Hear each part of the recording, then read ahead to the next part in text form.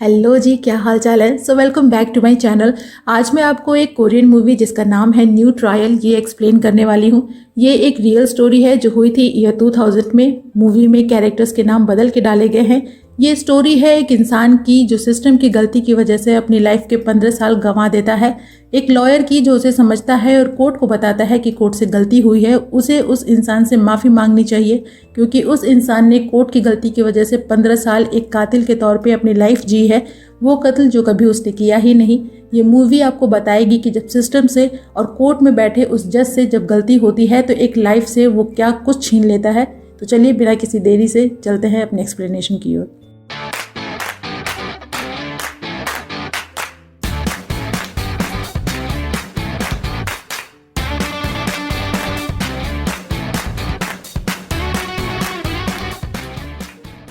Movie की शुरुआत होती है जो हयान से, जो अपने काम से घर वापस लौट रहा था और फ़ोन पे अपनी मॉम को बताता है कि वो जल्द ही आ रहा है। लेकिन तभी वो रोड पे सामने एक आदमी को देखता है और अपने स्कूटर के साथ वहीं गिर जाता है, जिसके बाद वो आदमी हड़बड़ाहट में वहाँ से चला जाता है।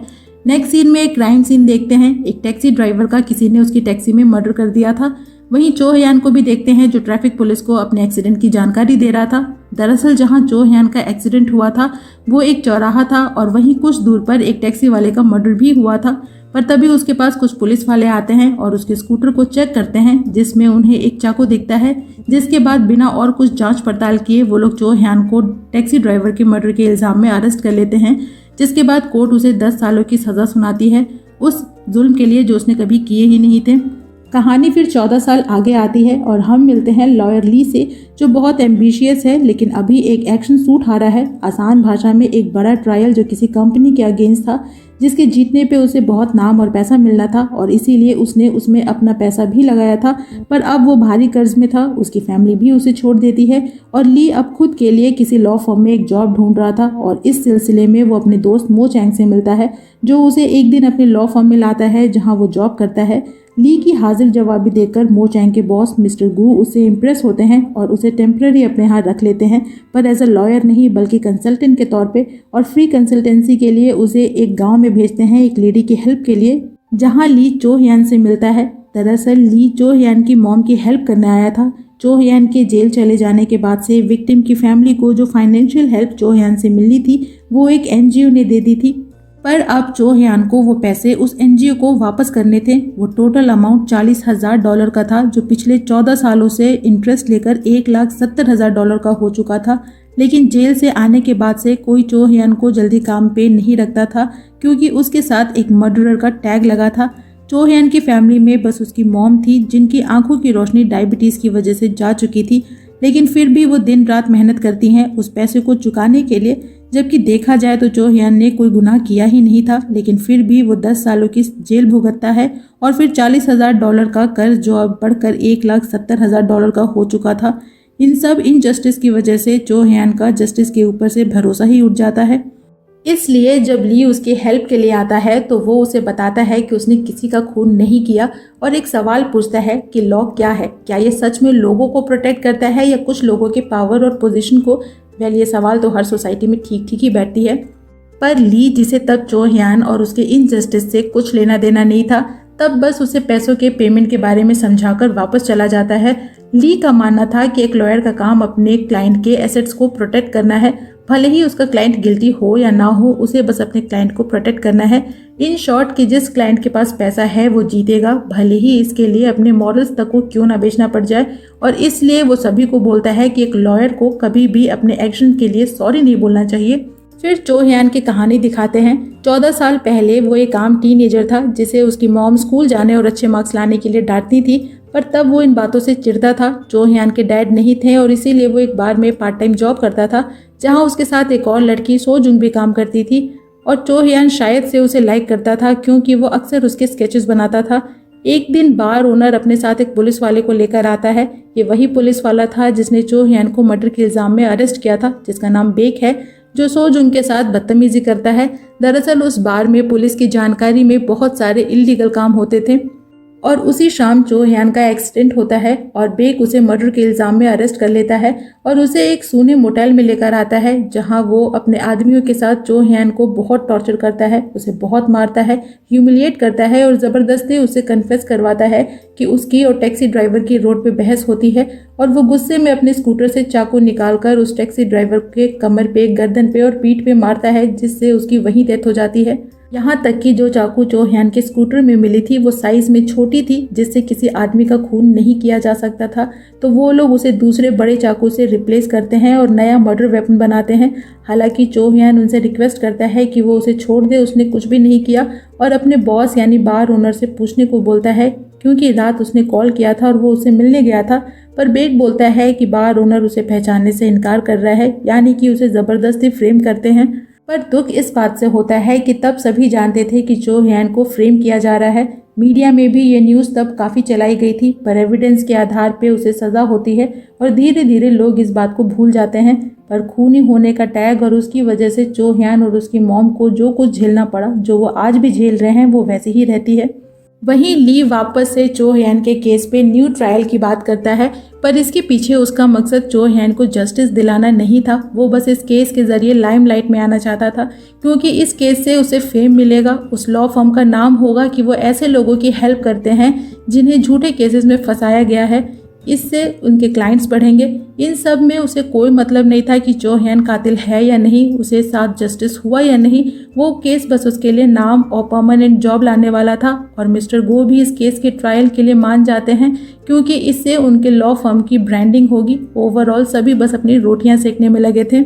उसके बाद ली डिस्ट्रिक्ट मजिस्ट्रेट के पास आता है चो ह्यान के केस के न्यू ट्रायल की परमिशन के लिए, और डिस्ट्रिक्ट मजिस्ट्रेट को भी बेक के इन्वेस्टिगेशन प्रोसेस पे डाउट होता है, जिसके बाद वो उसे 3 महीने का टाइम देती हैं, जिसमें ली को केस से रिलेटेड कोई नया एविडेंस या विटनेस लाना होगा, जिसके बाद ही केस का न्यू ट्रायल स्टार्ट होगा। उसके बाद ली अपने काम में लग जाता है। वो पिछले ट्रायल्स के रिपोर्ट देखता है और उसे पता चलता है कि जब चो ह्यान ने ड्राइवर का मर्डर किया था तब वो फ़ोन कॉल पे था, यानी कॉल लॉग्स के अकॉर्डिंग जिस टाइम पे मर्डर हुआ था उस टाइम पे चो ह्यान किसी से फ़ोन पे बातें कर रहा था।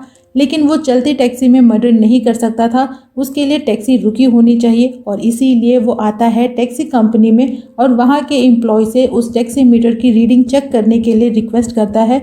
और उसे पता चलता है कि किसी ने टैक्सी मीटर की रीडिंग के साथ छेड़छाड़ की थी, यानी कि कोर्ट में जो रीडिंग एविडेंस के तौर पे दिखाई गई थी वो ऑथेंटिक नहीं थी। तो ली उस मीटर को रिकवर करवाता है, लेकिन कोई उस पर नज़र रखे हुए था और वो आदमी इस बारे में बेक को इन्फॉर्म करता है। वहीं ली आता है नेशनल फॉरेंसिक लैब में ये पता करने के लिए कि क्या चो ह्यान ड्राइवर का खून 18 सेकेंड से 2 मिनट के बीच में कर सकता है या नहीं। उसके बाद वो चो ह्यान से मिलता है, उसे पूरे केस को समझाता है, पर चो ह्यान पूछता है कि वो उसकी हेल्प क्यों कर रहा है, जिसपे ली बोलता है कि वो बस लोगों के राइट्स को प्रोटेक्ट कर रहा है। पर चो ह्यान पूछता है कि क्या वो उसके 10 साल वापस कर सकता है, अगर नहीं तो उसे कोई ट्रायल नहीं चाहिए। पर ली बोलता है कि वो उसके 10 साल वापस नहीं कर सकता, लेकिन एक पल के लिए वो अपने बारे में सोचे।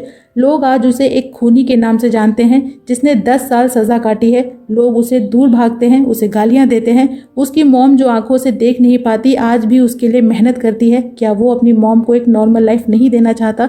जिसके बाद चो ह्यान वहाँ से चला जाता है और आता है उस जगह पे जहाँ पे ड्राइवर का खून हुआ था, और ली से स्टॉप वॉच में टाइम काउंट करने को बोलता है। उसके बाद वो क्राइम सीन को फिर से क्रिएट करता है, जिसमें वो अपने स्कूटर से टैक्सी को सामने से ब्लॉक करता है, ड्राइवर से बहस करता है और गुस्से में अपने स्कूटर से चाकू निकालकर कार के अंदर जाकर ड्राइवर पे चाकू से वार करता है।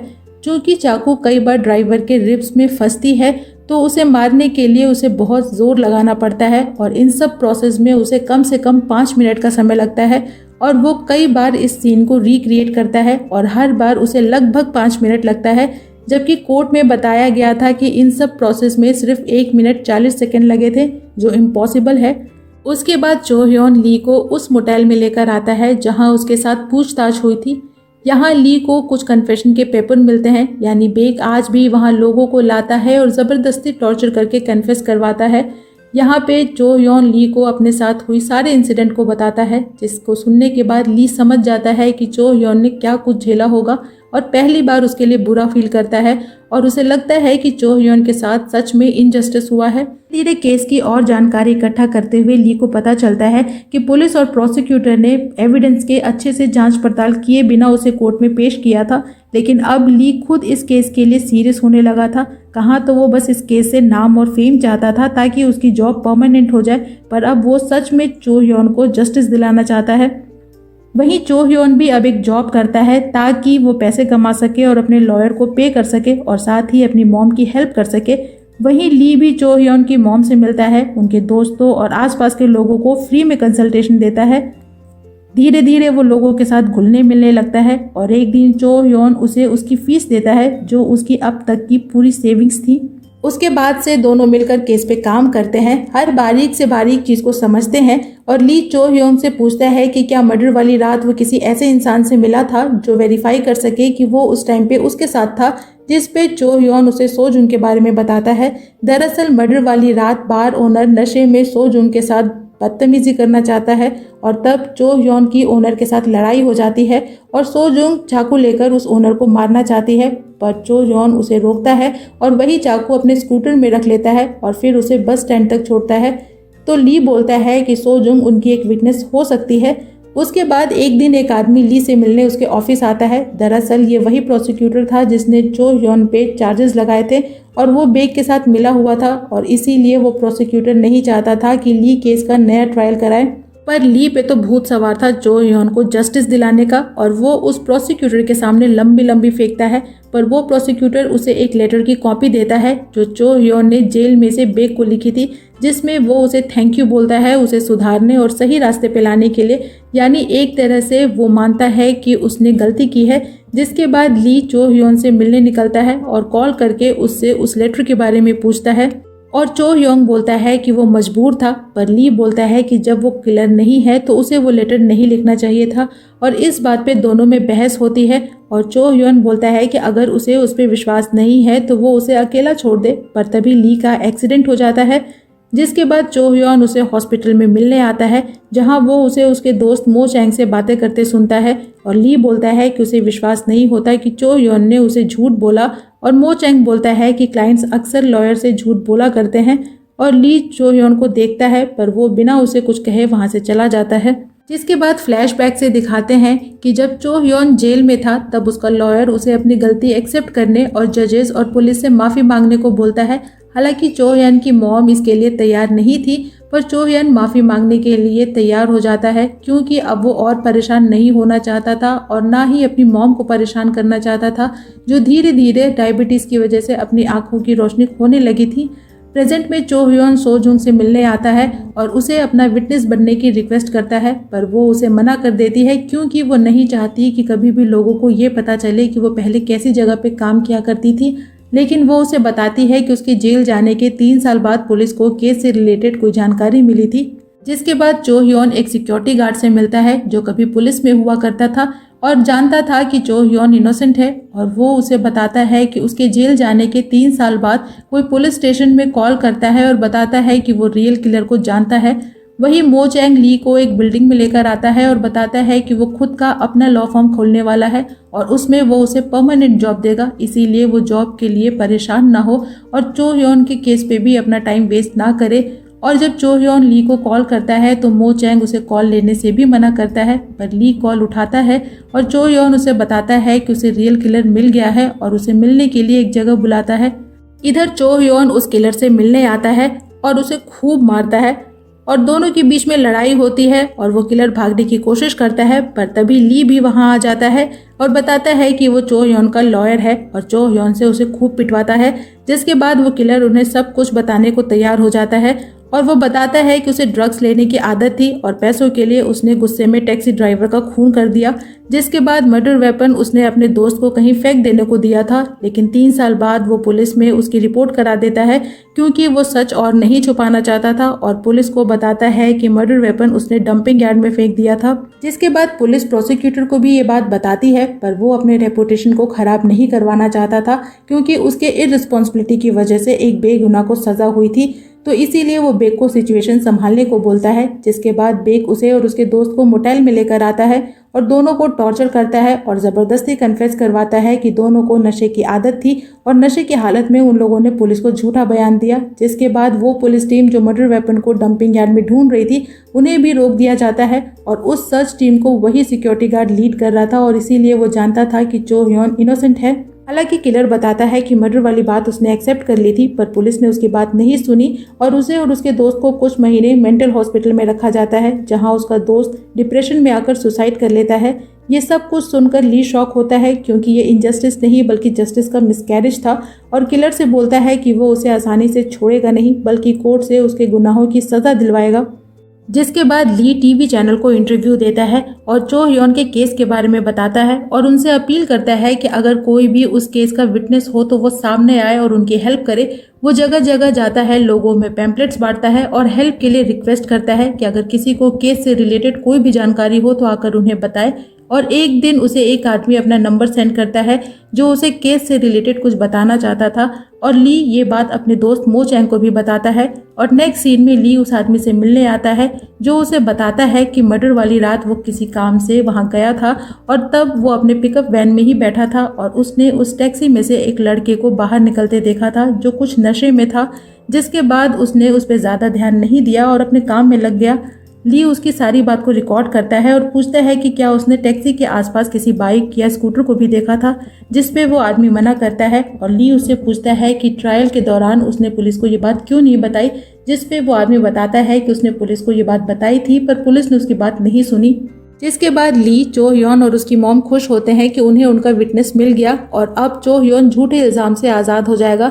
लेकिन तभी बेक वहां आता है और उस आदमी को कुछ केसेस में अरेस्ट कर लेता है और जब ली उन्हें रोकने की कोशिश करता है तो बेक उसे भी लॉ एंड ऑर्डर इग्नोर करने के इल्जाम में अरेस्ट कर लेता है और चो ह्योन चाह कर भी कुछ नहीं बोल पाता। वो बेक को देखकर बिल्कुल ब्लैंक हो जाता है और चुपचाप वहीं खड़ा रहता है। और इन सब के पीछे उस प्रोसिक्यूटर का हाथ था जिसकी हेल्प मो चैंग करता है अपने दोस्त को धोखा देकर और इसके बदले उसे एक बहुत बड़ी रियल एस्टेट की डील मिलती है जिसकी कमीशन इतनी थी कि उससे वो अपना खुद का लॉ फर्म खोल सकता था। और ये बात ली को भी पता चलती है और वो मो चैंग पे गुस्सा होता है और पूछता है कि उसने ऐसा क्यों किया, जिस पे मो चैंग बोलता है कि उसे यानी ली को चो ह्योन किलर है या नहीं इससे कोई मतलब नहीं था। वो खुद कहता था कि क्लाइंट के एसेट्स को बचाना लॉयर का काम है और मनी उनकी प्रायोरिटी, तो वो उसे अच्छे खासे पैसे देगा, एक परमानेंट जॉब भी देगा, बस इसके बदले वो न्यू ट्रायल के बाद भूल जाए। ये बात तो सच थी कि ली पहले ऐसा ही सोचता था पर अब वो बदल चुका था और सच में चो ह्योन की हेल्प करना चाहता था। पर मो चैंग बोलता है कि कभी ली ने ही कहा था कि एक लॉयर को कभी उसके एक्शन के लिए सॉरी नहीं बोलना चाहिए, तो इसलिए वो भी उसे सॉरी नहीं बोलेगा। शायद इसे ही कहते हैं taste of your own medicine. इधर चो ह्योन की मॉम उसे घर से निकाल देती हैं और बोलती हैं कि अब वो उसके साथ नहीं रह सकती, तो इसलिए वो कहीं भी चला जाए। वो ऐसा इसलिए करती हैं ताकि चो ह्योन अपनी लाइफ कहीं भी शांति से जी सके, क्योंकि यहाँ उसे एक किलर के टैग के साथ अपना जीवन जीना होगा। वहीं ली हिम्मत नहीं हारता, वो अभी भी चो ह्योन को जस्टिस दिलाना चाहता है, लेकिन उससे पहले वो अपने दोस्त मो चैंग की क्लास लगाता है और ऑफिस मीटिंग में उस पर ट्रायल चलाने की धमकी देता है और बोलता है कि उसने लॉ तोड़ा है अपने क्लाइंट की इन्फॉर्मेशन थर्ड पार्टी को देकर। वो बताता है कि उस आदमी के बारे में जिसने उसे अपना नंबर भिजवाया था वो सिर्फ उसे और मो चैंग को ही पता थी, पर मो चैंग बोलता है कि वो पहले जाए और प्रूफ लेकर आए कि इन्फॉर्मेशन उसी ने लीक की है। पर ली बोलता है कि उसने एक और लॉ तोड़ा है। एज अ लॉयर उसका काम लोगों के फंडामेंटल ह्यूमन राइट्स को प्रोटेक्ट करना है और उन्हें जस्टिस दिलाना है, पर उसने ये लॉ तोड़ा है और इसीलिए वो क्रिमिनल है और वो उस पर ट्रायल ज़रूर चलवाएगा। और जाते जाते बाबा ली सभी को एक और ज्ञान दे जाते हैं कि एक लॉयर के पास दोस्त कम और धोखेबाज ज़्यादा होते हैं, तो इसीलिए अगर उन्हें दोस्त बनाने का शौक है तो वो कुत्ता पाल लें। आउच। जिसके बाद ली ऑफिस से अपना सामान समेटता है और जाने लगता है और मिस्टर गो उसे रोकते हैं और एक जॉब ऑफर करते हैं जिसके बदले उसे अच्छे पैसे मिलेंगे। पर ली उन्हें वो पैसे दिखाता है जो चो ह्योन ने उसे दिए थे और पूछता है कि क्या कभी उन्हें किसी की लाइफ की पूरी सेविंग फीस में मिली है, जिस पे मिस्टर गो उसे मना करते हैं। पर ली बोलता है कि उसे मिली है और ये उसकी सबसे बड़ी जीत है और वहाँ से चला जाता है। नेक्स्ट डे वो चो ह्योन की मॉम से मिलता है, उन्हें सॉरी बोलता है उनकी कोई हेल्प ना कर पाने के लिए, पर वो बोलती हैं कि गलती उनकी थी, उन्हें कोई उम्मीद नहीं रखनी चाहिए थी और बताती हैं कि चो ह्योन को उन्होंने घर से निकाल दिया है, अब वो कभी वापस नहीं आएगा। जिसके बाद ली को चो ह्योन की डायरी मिलती है जिसमें उसे सो जुंग का एड्रेस भी मिलता है और वो सीधा आता है सो जुंग से मिलने के लिए और वो बताती है कि कुछ दिनों पहले चो ह्योन उससे मिलने आया था पर वो उसकी विटनेस नहीं बन सकती। पर ली उसे चो ह्योन की डायरी दिखाता है जिसमें उसने उसकी बहुत सारी स्केचेस बनाई थी जिससे वो समझ जाती है कि चो ह्योन उसे लाइक करता था।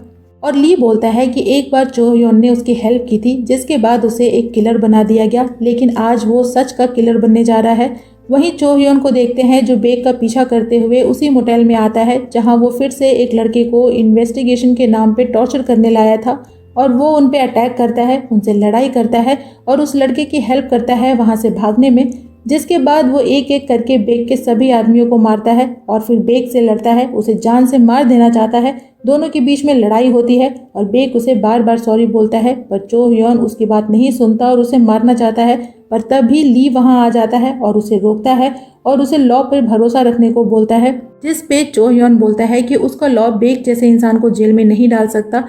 पर ली फिर भी उसे रोकता है और बोलता है कि अगर खून करने से उसका गुस्सा शांत होता है तो वो ज़रूर करे, पर उससे पहले वो उसका खून करे क्योंकि उसने उसे धोखा दिया है। वो लॉयर नहीं है, वो बस एक कंसल्टेंट है जिसने उसका केस बस इसलिए लिया ताकि उसे उससे नाम और फेम मिले जिससे उसकी जॉब परमानेंट हो जाए, इसीलिए वो उसे मार डाले। लेकिन उसे पता है कि वो ऐसा नहीं कर सकता क्योंकि वो एक कातिल नहीं है और इस बात पे वो विश्वास करता है और उसे सॉरी बोलता है और एक चांस मांगता है लॉ को और दुनिया के सामने ये बताने के लिए कि वो कातिल नहीं है।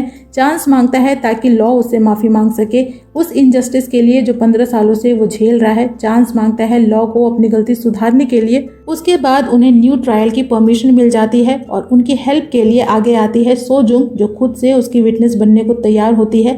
फिर आता है ट्रायल वाला दिन और उस दिन ली की फैमिली भी कोर्ट में आती है उसे सपोर्ट करने के लिए। फिर ट्रायल शुरू होता है और ली कोर्ट को बताता है कि वो यहाँ चो ह्योन को डिफेंड करने नहीं आया है बल्कि कोर्ट से उस गलती की माफ़ी मंगवाने आया है जो 15 साल पहले हुई थी ताकि उसके बाद ली और उसकी फैमिली एक नई और नॉर्मल लाइफ जी सके। जिसके बाद बताते हैं कि रियल चो ह्योन 17 नवंबर 2016 को सारे चार्जेस से क्लियर कर दिया जाता है। 16 साल बाद फाइनली वो नॉट गिल्टी था। जिस प्रोसिक्यूटर और पुलिस वाले ने उसे फंसाया था उन पे चार्जेस लगाए जाते हैं और अब रियल चो ह्योन की फैमिली में उसकी वाइफ और 2 बच्चे भी हैं।